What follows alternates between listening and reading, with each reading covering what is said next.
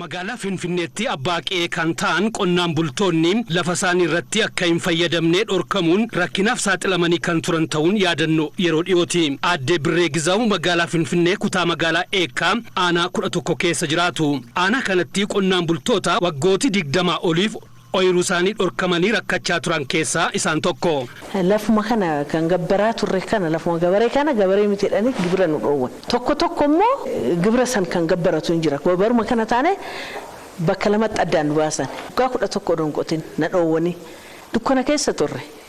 Haa ta'u erga lawxiin kun dhufe dukkana baane ifatti baane fiqaada horii kana argadhee mana ijaarradhee mana diigaa turanii axriina jalaa diigaa turanii ijoollee bineensina jalaa kanaarratti kan nyaatu amma kasan keessa hunda ifatti baane waaqa galannaa ga'u amma nama ta'ee jiraadhe. Sagantaa qonna magaalaa bulchiinsi kutaa magaalaa Eekkaa mijeessetti fayyadamuun sa'a aannanii tokkoon hojii kan jalqaban Aadde Birreen ciminaan hojjechuudhaan loon aannanii horsiisuun guyyaatti aannan liitira 70 ol gabaaf dhiyeessuurra gahanii jiru. Horii tokkorraan jammaree amma 18 ga'ee jira horii elmamu jabbiloonis kan argitan kana bu'aan isaatis gaariidha ganamaaf galgala leetira 80 dhiyeessin.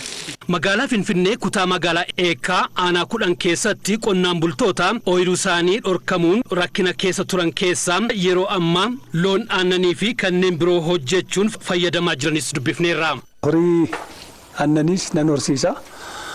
Duraan gizeen jalqabu saatti takka bichaan bite amma horii karaa 8 qaba ka 8 kecha horii 4 elmama afran kecha immoo ganamaaf galgala leetiro 40 nan argadham. Magaalaa Finfinnee kutaa magaalaa Eekkaa aanaa 5 keessatti ijoollee qonnaan bulaa oyiruu abbaa isaanii dhorkamanii turan amma mirga itti fayyadama argatan keessa dargaggoota hojii horsiisan daaqqoo fi kaannisaa irratti hirmaatan dubbifneerra. Biyya Arabaa waggaa 16 tureetan dhufe carraan nu dhufeeti lafa keenyan akka tajaajilu mootummaan fiqaada nu kenneet asirra ijaarradheetan indaaqqoo kana amma horsiisaan jira amma gaariirra jira. Fiqaada baafanneet mana ijaarranneet akkana indaaqqoo sun horiis qabna horiis horsiisneet obboleeyyan kiyyaas jiranii isaas amma fideetan biyya Arabaarraa asumatti akka hojii akka hojjetaniif. Gaagura 34 kanan bite kannisichi immoo walisoodha kan dhufe gaagura 28 keessa jedhama.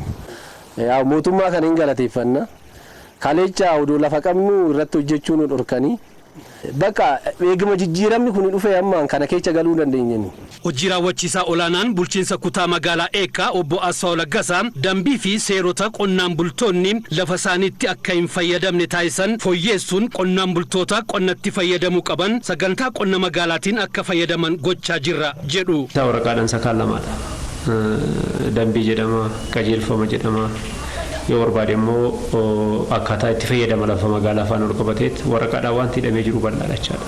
Waan waraqaan qabe waraqaadhaan hiikuun qabuun barbaachisa waan ta'eef dhimmoota itti fayyadamaa kana qajeelfamoonni adda addaa wanti bocamee gadi bu'ee jirachaadha. Bulchiinsa kutaa magaalaa Eekkaatti buufatawwan biqiltuu kuduraa fi muduraa qopheessuun jiraattonni oyiruu qonnaa fi mooraa mana isaanii keessatti kuduraa fi muduraa misoomsuun akka fayyadaman gochuuf carraaqqii taasifamaa jiru argineerra.